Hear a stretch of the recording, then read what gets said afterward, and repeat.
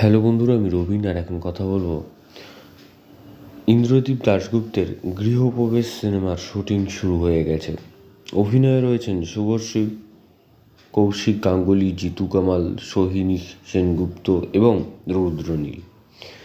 সিনেমাটি মুক্তি পাবে আগামী বছর মানে 2025 সালের মাঝামাঝিতে, এরকমই আপডেট উঠে আসছে। তো দেখা যাক কী হয়। তো পরবর্তী আপডেট হচ্ছে দেবের খাদান সিনেমাকে কেন্দ্র করে তার দ্বিতীয় গান আসতে চলেছে।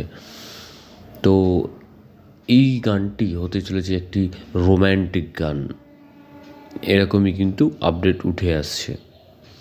তো দেখা যাক কী হয়। তো পরবর্তী আপডেট হচ্ছে অক্ষয় কুমার এবং অজয় দেবগনকে কেন্দ্র করে। তো অজয় দেবগনের প্রোডাকশানের থেকে আরেকটি নতুন সিনেমা আসছে, যার মুখ্য চরিত্রে অভিনয় করবেন অক্ষয় কুমার এবং ডিরেক্টর হিসেবে থাকছেন এখানে অজয় দেবগন। অজয় দেবগন কনফার্ম করেছেন যে অক্ষয় কুমারের পরবর্তী সিনেমায় তিনি অক্ষয়ের ডিরেক্টর হিসেবে কাজ করবেন। এইটা একটা নামী পত্রিকার তরফ থেকে কনফার্ম করা হয়েছে।